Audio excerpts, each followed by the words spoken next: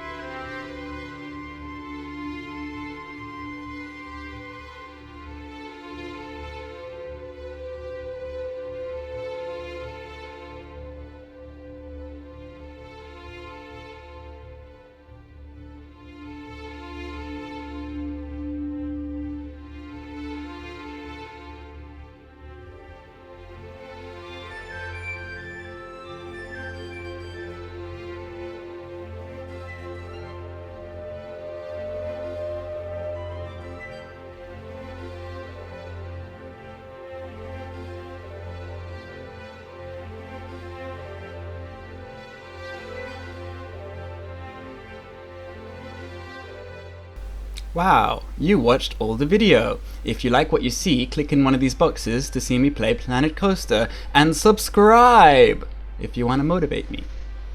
And also, thanks for watching.